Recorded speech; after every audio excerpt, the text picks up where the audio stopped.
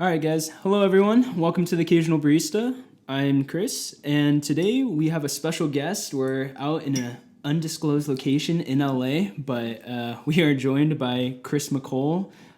He's currently heading a project in LA right now, right, called Little Lunch Coffee. And where's that located? It's going to be over in Venice Beach. It's actually, it's eye level with the ocean.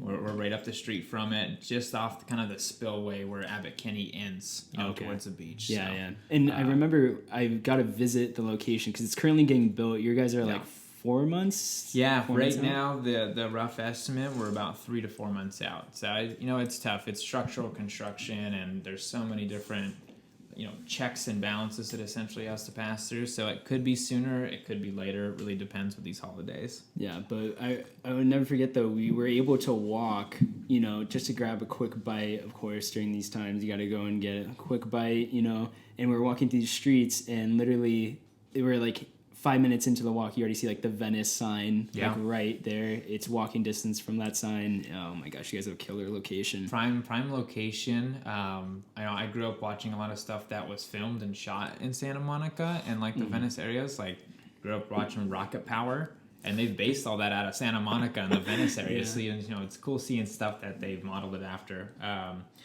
I love Californication with David Duchovny, and a lot of that shot and filmed in Santa Monica, even parts like right next to our building. And our building itself has some really cool history just of the city and people's in the city. So, but you're not new to LA, right? So of course I know, but the viewers don't know. That you also helped out a location of Coffee Dose, correct? Yeah. So I had moved up. It's always tough looking back on dates. I moved up. And I've lived in LA, specifically started in West Hollywood since 2019. Yeah, 19 when I moved up. Back in March, I think I moved out at the beginning of March, or at the beginning of May. I always forget.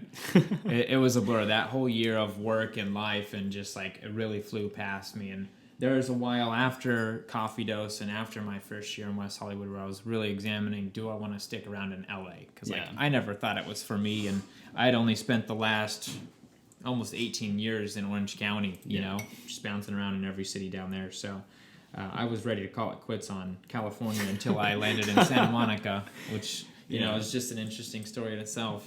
Yeah. And would you go... If you didn't live in California, right? You had plans to move to Portland, of course. You took one visit. I tried. I grew up in Washington. I've been through Portland. Never experienced it really as an adult. Yeah. And, I knew that if I wanted to continue pursuing a career in coffee, that I could only increase the chances of my success by going to a hub, Like and Portland. If I thought LA wasn't really for me, at least the small amount that I experienced, I thought Portland or even Seattle would be the next best bet. So... We had just, my girlfriend and I had just taken a trip up to Portland, and... shout out to Allie. Yeah. Allie Ringer. my better half. We were joking around casually, and she was like, yeah, I would live in Portland. And I was like, boom, I'm capitalizing on that. I was like, let's move. Like, it's the pandemic, and it's cheaper to live over there. And, there were actually 100 reasons why it was good, but we ultimately decided on something else. And we were honestly... weeks away from moving to San Diego until I got the offer to open up Little Lunch. Yeah. And so I was like, well, I guess we're staying in LA. Like this is it. So got us hooked right back in. But I mean, and that's a huge point for your career, at least in regards to the coffee industry. Yeah. Because again, where we first met was, of course, I was so lucky that he has such great taste in workers, because he's actually the guy who hired me on. Over at AoSA Coffee, and that's really where I've started my career and sadly ended my career. Yeah. but I know for a fact, though, for me, that was like a huge moment that I was so thankful for. Learned so much from you.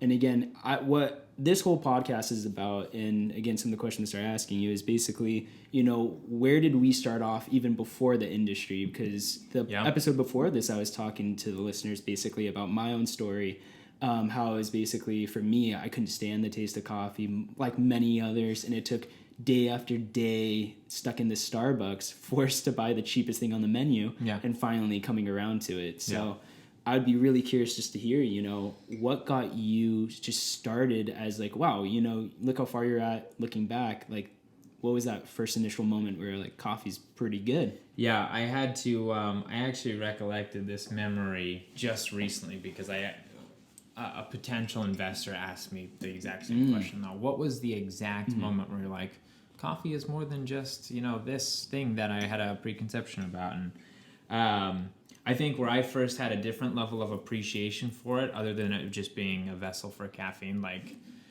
I was working at Whittier Law School down in Orange County in Costa Mesa. I was working in the facilities department as a student worker, so I was there like part of my time during high school and then afterwards, which eventually kind of turned into a full-time job. But in facilities, we pretty much took care of the school, you know, the groundskeepers. And so we would do electricity, we would help set up classrooms, we would help handle tech issues, we would operate the mail room, just every little thing around the school. And since I was a student worker, I was basically the supporting role for every one of those departments. And so I'd run around and do everything. And I was responsible for making the coffee. You were the glue that was holding that whole operation together. I was man. the one scrawny white kid just running around, and they were just like, "Oh, look at him go! It's nice." I remember like professors. I know exactly who you are. When you have that professor who's like sitting there on the computer, just like mashing buttons furiously. He's Why like, you know, doesn't it work? Yeah, it wasn't working. All right, call tech support. So we would come rushing, and me and another guy, the only other white guy in the office, which was fun. So like, nerd squad would roll up. We're both wearing glasses, and we're like, "Yeah, we're here to help. What's the issue?" No, that was fun. But besides that, I had to make the coffee, and it was the thing I sucked at the most in the job. So I learned how to do all types of carpentry and painting and, you know, electrical issues and tech issues and even just like helping clubs and administrative side of things. And I always failed at the coffee. Like my boss would be like, "Okay, you get your one shot. Go and make a pot of coffee and then bring me the cup. And we'll determine whether or not it's good." And most of the time, you'd be like, "This is bad. This is bad. This is bad." Did you try it? Yeah. Did you try this? Well, see, and you know, myself, I was the kid who thought it was clever to combine hot chocolate and coffee, and I thought I was, making the poor man's mocha. Yeah. Oh yeah. So I never knew what like regular coffee should taste like. But there was one day where I just was very determined to get it right. And granted, my boss, Jonathan, he took his coffee with cream and sugar. So I was also having to perfect that amount. But I was really determined just to get the base coffee to taste good. And really paid attention to the ratios. And like, you know, it's not like I had a scale and anything else. I was like, okay, I put this much coffee and I'm going to try and only put this much water. And I'm going to do it this way. And it turned out to be a good cup. And he was like, actually genuinely impressed. And I was like, "Oh, I did it right. You're not screwing with me. This isn't like a big ploy, you know." I thought this is when the plot, you know, thickens. But no, he was super impressed, and I felt accomplished. And that accomplishment was linked to coffee. And I was like, "Oh, like I might know how to do this." And like something I did worked. So like you can put, you know, effort into this, and it can come back in some type of value. Some benefits, you right. know? So it's nice. Like I'm somebody who is very achievement and action oriented. So like when I can visually see that difference, I'm like, "Oh, that's good. That's what I want." So is it more like seeing his reaction, you know, from coffee that you made a positive impact on him, more say, rather than you choosing this like industry and profession because of the taste? Yeah, so it had more of just a positive impact and a good memory. And so when I, years later as an adult, had an opportunity to work somewhat related to coffee, I was not averse to it. I was like, "Oh, I like coffee. I can do that job. Like, I'd be a good fit for this job." So I got a job in a cafe called Specialties. And you might have seen Specialties. They are generally partnered with the Irvine companies down in Orange County. Okay.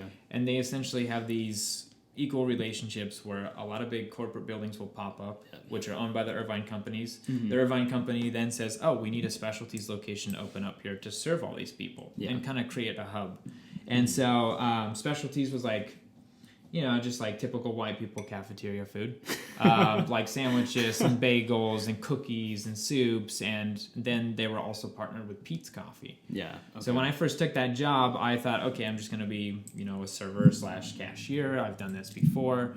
But when I started playing around behind the bar, it was fun. Yeah. And I was coming up with crazy new combinations just with what was in front of me and making my employee or my team members try everything, and everyone really loved it. And so it got to the point where I was so invested in that, but still just, cashier, entry level, that my team members would come up to me and be like, can you make me my drink? Can you make me that thing you did? Yeah. And then I'd have regulars that would do the same thing. And I got so into it that my boss told me I could meet the kind of district trainer for Peet's Coffee. Yeah. And since we're only a partnered coffee bar, like they only came out once every few months just to check up on us, you're not actually Peet's, but you kind of represent it, so we'll make sure you're doing okay. You're not totally, ruining the name of Peet's. Not like it was like the greatest coffee in the world, but No, we would make these, the worst thing, we would put hot foam, we would steam milk and put that on every cold drink to create a layer of foam on top, just because of like the aesthetic and so the you texture. guys were that original cold foam that Starbucks stole, is what I'm hearing. But right it was now. hot to cold foam. Yeah, it was not. Which works not out so great. Now you get a nice lukewarm beverage, Yeah, and some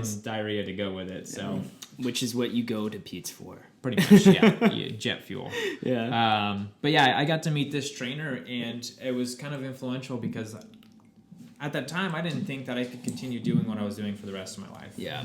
Not that has any particular relation to coffee specifically, but I was just like, oh, I'm just a server here, and like we have a coffee bar. Yeah. It wasn't like a mom and pop thing. It wasn't like a big operation. But when I spoke to this woman, she told me about kind of the structure of Peet's. And even in this coffee company that I didn't particularly have a lot of respect for or knowledge about, she made it sound that way. Yeah. And she talked about how you become a roaster at Peet's, and you've got to work for Peet's for like 10 or 15 years before they even consider you, and then you apply and you go through the training, and they basically made it sound like a really relegated thing to get deeper into coffee. And then I was like kind of enamored by that. I was like, oh, what if I could be a coffee roaster? Yeah. And I even started like weighing what that would look like, and like what does a coffee roaster job look like, and what do they do? And obviously it's dramatically changed from my experience now with specialty coffee. Yeah. But your preconceptions though at that point of coffee, before you had that whole talk, and I think this is what's fascinating to me, is clearly Peet's Coffee is not your mom and pop. Yeah. You started off kind of more with the bigger brand name, right? And that's how it kind of sparked your interest. Yeah. And obviously, like being in specialty coffee now, when you talked with people in regards to our community in the coffee industry, you talk about these big names like Starbucks, of course, like the Green Devil, basically, But when we really look back at it, they are the ones who kind of started it. And there's two sides to this whole story, because now you can see what they're doing now to the coffee industry, and that can maybe be frowned upon in regards to trying to get fair trade nowadays, directly imported, having good relationships with farmers. But I think it's fascinating that, for something that we look with such a negative view now was the reason why you got in. And what were some of your preconceptions, though, before that, though? Man, I mean, there's a million things that you can think about coffee, and I try not to be surprised when I hear some of these crazy things nowadays, because I, too, could have been just as guilty of this years ago. But yeah, I mean, and going back to that real quick about like Starbucks kind of like setting the precedent, like I think it is super important to constantly analyze Starbucks, because they were like kind of the showrunner for a while. Yeah. Even if whether or not you like their coffee, there was still a lot to learn from them. And that's actually something that I value heavily about the corporate experience that I've had, especially in coffee, is that like they know how to make a profitable business. Yeah. And that's like half of the element that you need in order to open your own shop and do your own thing. Like you can do something cool and you can be genuine and you can create a community. But at the end of the day, if your business isn't supporting yourself, then there's not much of a point. Like you're not going to get anywhere. Yeah. And so that's something that I've really taken away from Starbucks and even Peet's Coffee, is that there is a certain level of corporate structure. There is a certain level of things that you can replicate and do that actually make sense and bring the company value without detracting value or whatever your mission is. But in terms of preconceived notions, man, I used to think dark roasted coffee was stronger. It tasted so much heavier. Even just with brewing ratios, when I first started learning about pour-overs in specialty coffee, I used to go super heavy on the ratios. I was like, no, it needs to be thick and taste like coffee, and it needs to be strong, and that's what people want. If it's not a syrup viscosity, get it on my face. Yeah, if I'm not choking as I'm trying to drink this coffee. Straight molasses is what it should feel like. So that was interesting for me to be like, oh, you could make coffee tea-like, but it'd actually be very enjoyable. And just combining different flavors with coffee and how versatile coffee can be, how you can store coffee. I've learned a lot, and I'm still learning a lot. I think the industry's still evolving a lot there. even learning about how like caffeine affects you. There's a lot of misconceptions about that, some of which I think are really important for people to learn because it's like a very potent health concern that you can be aware of. Yeah, I never knew anything about like the C market and how people are paid for coffee and how coffee like travels from hand to hand to hand until it gets into our cup. Like I thought that's an interesting journey, and I haven't actually seen that physically, which I feel like is how I generally learn. So like once I do that, it'll really set into me. Like you pick 20 pounds and you actually only get 10 pounds and you only made $5 for 10 pounds and then they're selling it for 3 times that much. And, when I'm there in that process, I think it'll really, really click in. But yeah, there's still so many misconceptions that I'm correcting in coffee. And some of them are more severe than others, but I feel like, when it's such a niche thing and you're like, oh, I was doing this thing that contributed negatively to the coffee industry, but like, nobody else knew I was except me. It's like, those are really interesting situations to be in. Where you're like, oh, I could do better, but nobody else is telling you that. You're coming to that self-realization, so. But did you eventually get to that? So again, and sorry to have diverted you, but you went from Peet, you talked to this person. It was like those preconceptions you had going in, getting a little bit more information about this industry. And after that, were you, like, what were your next steps? Was it basically just self-research? Because how much information was available at the coffee industry as there is now. Like now you have like Sprudge, now you have like so many different like the SEAAs like in full force now. Even home local shops will give you tons of information transparency wise in regards to like Onyx, Madcap. Where you go, and the list can go on, but really, where was your resources at that time, and how did that keep progressing you on further?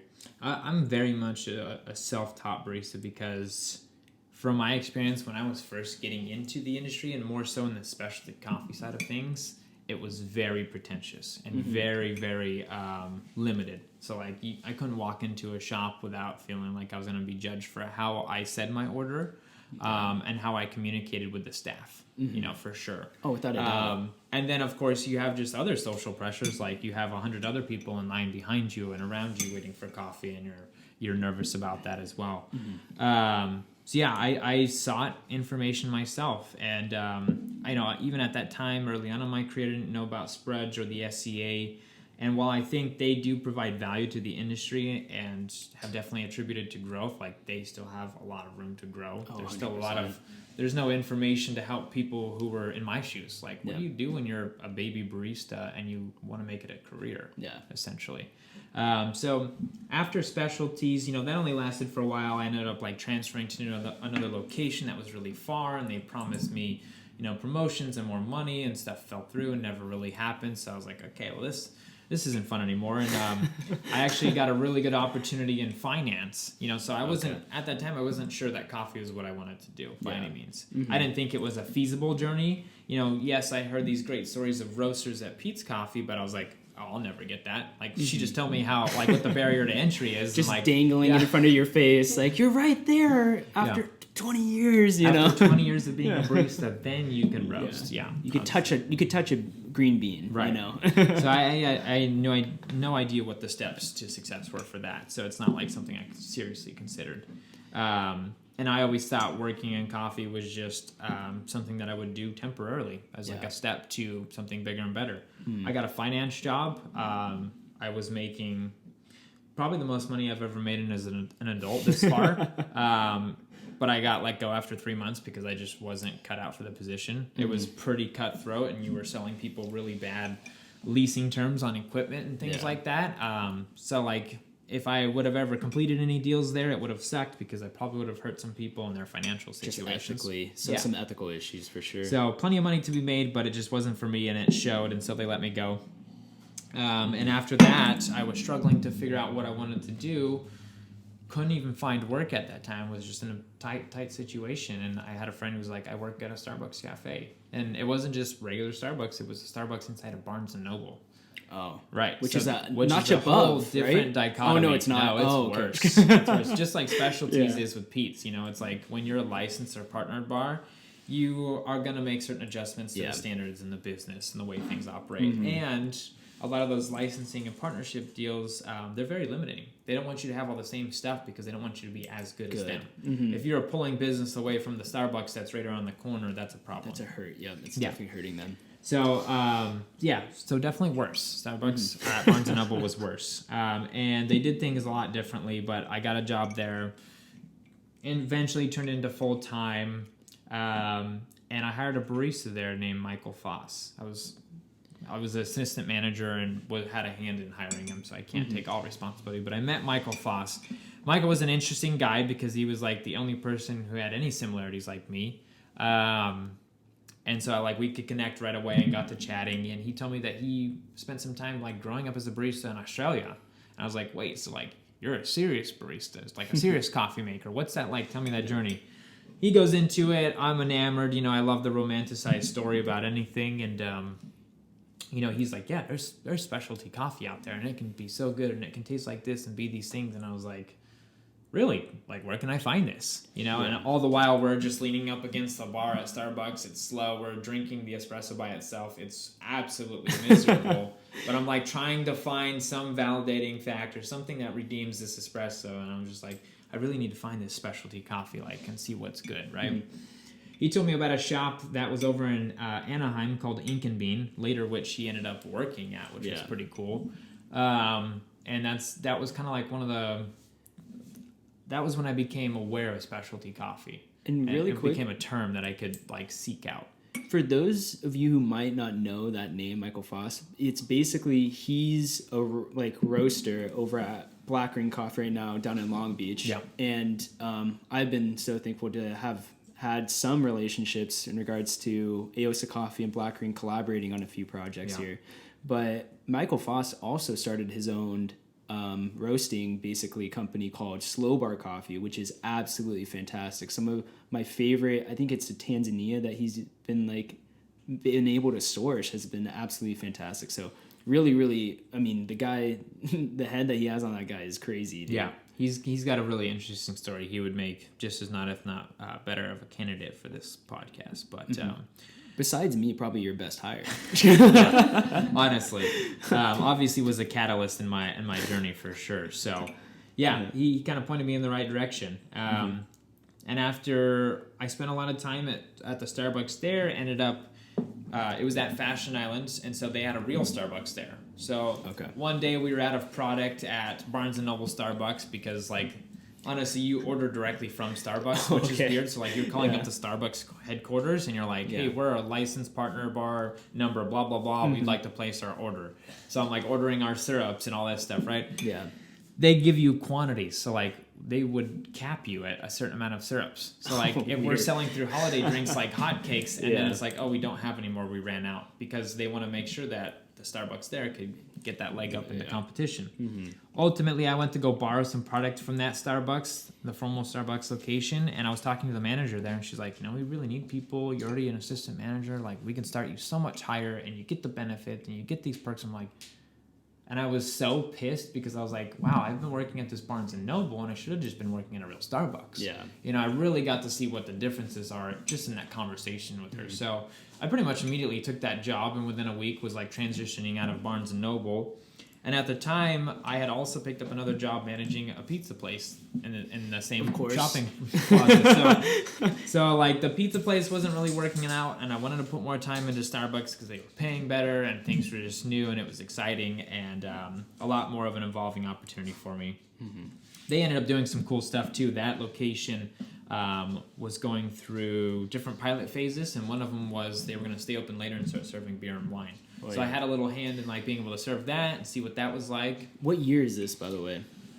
This was 2000, maybe 13 or 14. And I just wanted to point that out just because, again, what now are we seeing within the industry? Yeah. Oh, it's such a collision course of these products, And just specialty coffee specifically. Yeah. I think making that transition now. I think a lot of that, too, comes from my understanding of what pub culture and almost bar life is in Europe and British... I I guess just with British pubs and kind of like what that lifestyle is like. And from my understanding is a lot of people would post up in a bar, in a pub, have a beer during the day, work on a laptop, read a book, do homework and stuff. And that's kind of what coffee is in America. Yeah. And so I feel like it only makes sense to further mash those things together and, again, bringing your space more value. And if you like coffee, you like other polarizing substances, aka alcohol. Yeah. So you're probably into beer, you're probably into wine, you're probably into craft stuff that's funky, like natural wines and craft beers, and so all that stuff makes sense. So it was a pilot project that Starbucks was wanting to try just to attract more mature crowds. Yeah. Fashion Island's known to be a wealthier area, and so they thought they could really capitalize on it. I don't know if they've ever changed back. It was supposed to be a temporary thing for like a year or two that they were going to try it. And when I had left the company, they were still doing it, although it's just like not really popular. Yeah. And of course, the reasons why you left were you saw like maybe a different opportunity, or where was your next? I was always looking for opportunity. Starbucks? Yeah. And I knew Starbucks was not going to be my resting place. Yeah. Because like I thought, as much as I wanted to seek out specialty coffee, the only place I knew I could seek it out was Ink and Bean. I didn't know where to start looking for other specialty shops. Yeah. You know, I mean, Yelp was a bit of a thing back then, but it was still new and growing. Instagram was still new and growing. Like there just wasn't many ways to discover other businesses, and so I had no idea where to find specialty coffee and where to start applying in that. Yep. And I was already being offered essentially some growth or pipeline with Starbucks, and so took that. And at the end of the day, I kicked myself because I was still unhappy at Starbucks. So it was like, it's only a few months of going through it. And I'm like, it's still corporate. It still sucks. Not too different from Peet's. Yeah. You know. Nobody's actually passionate about the coffee, at least where I worked. They're more so like they enjoy the job, or the job's providing them benefits and a paycheck. So when I left the Starbucks there, I took a job in Costa Mesa. Right where Portola Coffee Lab is in the OC Mix, and it was called Surface. And Surface is a family name. They had a business called the Surface, the Culinary District. Yep. And it was essentially this big chef's warehouse where they sell hard to find ingredients, equipment that's hard to find, things that are for a specialty and niche cooking. Super niche, yeah. They offered cooking classes and big events. They had beer and wine. They had a cheese bar. They had a cafe to kind of showcase all this. So this company, this family business, kind of specialized in a lot. They had opened up a second location in Costa Mesa, which had already been established a few years by the time I came into it, mainly because the son of the owner of the family was living out there and wanted to rent a location out there. So like, we could do a location here, it'd be perfect. Yeah. Good concept, poorly managed business. Poor family. They're just not smart people, or not nice people. Make actually great products though, but unfortunate poor pretty much management. I don't think that they ever made great products. I think they had people that made great products, and that's always the story. Like the people do the work, and they're not getting the proper credit. So I think we did a lot of really cool stuff, and I'm super grateful for my experience there because I got to work with other people that were just like heads of their industry in their fields. Yeah, I got to work with like professional cheesemongers who taught me how to put together a cheese plate and why things pair with things and like textures and taste and color. I got to work with other chefs who had been, line cooks for a long period of time, who had experience in restaurant design. I got to work with people who wholesaled restaurant equipment, so I got familiar with that equipment and like what were issues and why are brands better than other brands, and so much stuff. I did a little bit of everything there because I was just hungry, wanting to grow, wanting to learn. Yeah. So like I started as a cashier, and then I helped out in the cafe, and then they're like, well, we want to make the coffee as good as all the other stuff in the shop, so can you help take on that adventure? Okay. So I was like, okay, I'm being given responsibility for coffee. This is cool. This is fun. And what was interesting about that position is I was the professional. So like everyone thought I was the best in the room, even though I was nobody. Yeah. But you had that title, and that feels some good. of that experience, of course, seeing it from a corporate side of things, not quite yet specialty coffee, but at least a corporate side of things to know some of the ins and outs of the coffee. So industry. I knew how to structure some things, and I knew what people were looking for, and I knew how to, do costs and consider like average tickets and just all these other things that I would need to do to make it looked profitable and successful regardless of what I was actually doing, just from like an owner perspective, essentially. So that was fun. I did Surface for about a year and a half, and all the while I was always going to Portola. Yeah. I was going to Portola and trying to learn. I would sit at the bar and sip my coffee and be like, how do they do this? And like, what does that thing say? And what does this read? At that time, did that Portola have, I mean, the roaster, of course, wasn't that their flagship location, of course. Yeah. So you had full access in regards to seeing it. And I don't know if the Tustin location was open yet in regards to them having a training lab. Did they have a training lab in the Costa Mesa? Not yet, right? No, they did take a very large amount of space for the location, and then because they also wanted to open up the Theorem back then. Yep. So they didn't. I don't believe that they had that ready, or at least I never got access to it or saw it when I was kind of first getting into coffee and specialty coffee, because it was always crazy busy at the OC Mix. This is like the new and hot spot. A lot of corporate businesses around. Everyone was going to Portola because they were supposed to be best coffee in Orange County. Yep.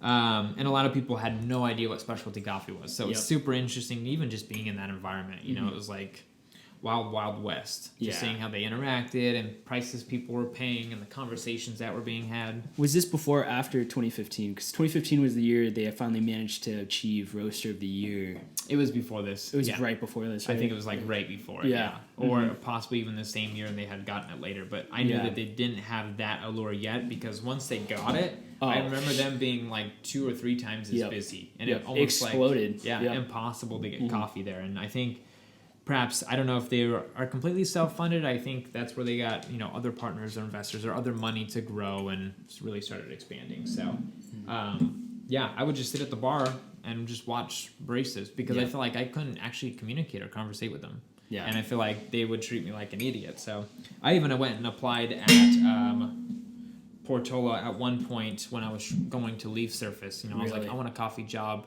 Or why don't I just try at Portola? Like, they already recognized me. And they had a very rigorous hiring process, and I just didn't make it. Of course, back then, I was like, I love dark roast coffee, so that probably that probably was shot red flag. Me in the foot. Yeah, I had no idea coffee what I was talking about. So yeah, because you have to understand, like, they were revolutionizing, at least for our area. I'm not saying there wasn't already specialty coffee that was far better and way further surpassed than them, but for sure, or at least in our area, Portola was that thing that was pushing the boundaries. They were breaking that barrier between, like you just said, people are paying $4 or $5 for a cup of coffee. That's unheard of. Comparatively to the $1.85 that you could get at Starbucks, like, that's ridiculous. Huge nobody knew that. So for them, it's unfortunate that it kind of turned you off. That you couldn't talk to baristas at that time, because nowadays this is the whole point of this podcast, again, to show that baristas want to talk with you, they want to help you, they want to help guide you, but it's unfortunate that, of course, these baristas at the time had to kind of put that air to them, so because they are making a statement, really. Well, and I think in their defense, like, you're kind of at the precipice of like a huge turning point in coffee. Like, they weren't the trendsetters or anything, but they kind of were in that area, so like it's all new to them. How people are perceiving and asking questions and interacting with them is completely different and not typical. So I think they had to navigate through those struggles as well. And even, it's like you were saying, the price difference. Well, a lot of that comes from the training and the equipment, how they're doing it, the process. And I think that's what's always confusing for people, is they're like, I don't care how it's done. I just want it now for $3. Why can't I have that? Yeah. So I think as a barista, like, I would totally understand, again, in their defense, like, how difficult it is to kind of navigate through that, especially when you're like, this is my opportunity. I've got a coffee job that can pay me like at least the living wage, and I get good tips, and we're like new and exciting. Yeah, I'm sure that was really difficult to go through. Were they wearing lab coats at that time too?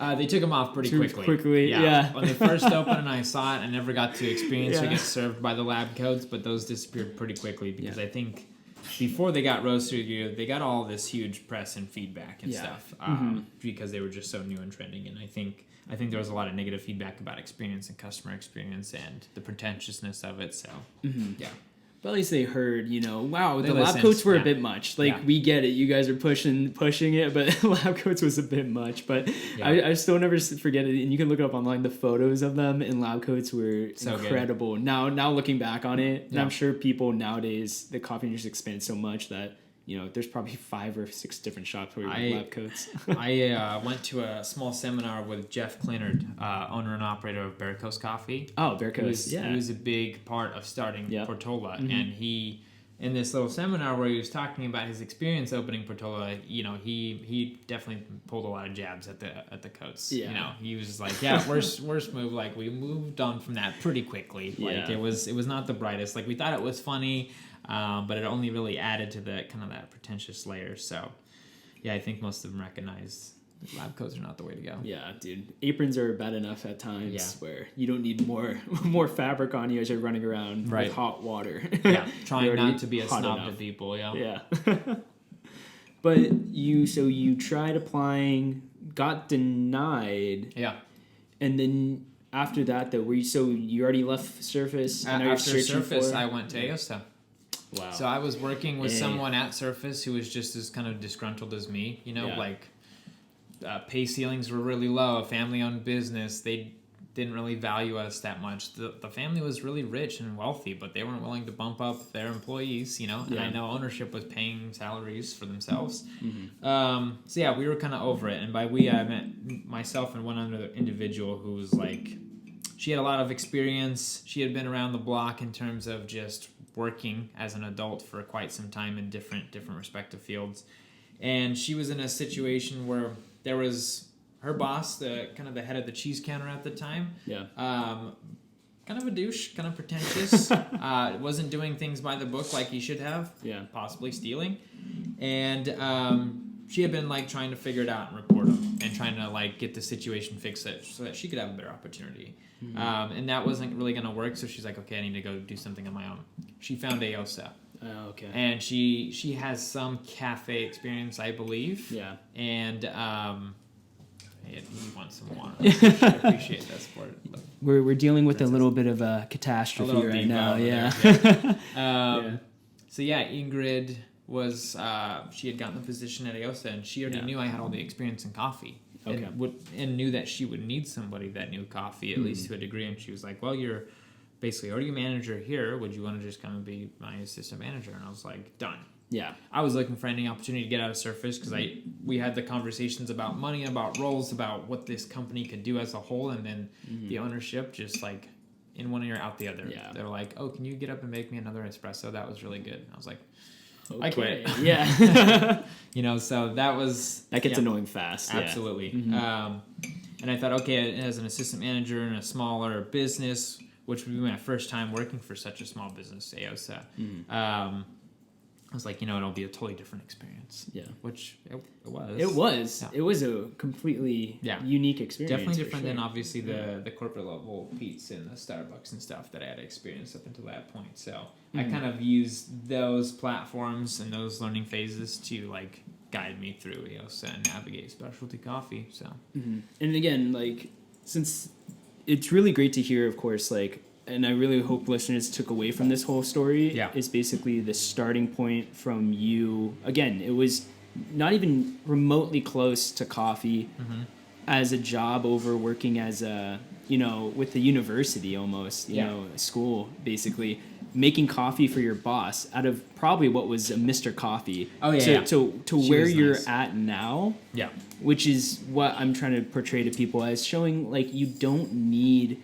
to think your first step is talking to somebody like, you know, straight into specialty coffee. If you're feeling a little bit intimidated by the baristas, that's unfortunate, but I promise you, just say, hey, like, you know, at least nowadays, like, hopefully, hey, you know, I'm really interested in getting into coffee myself. Like, where's the first steps? Even asking, like, hey, what kind of coffee are you serving right now can spark open so many different conversations.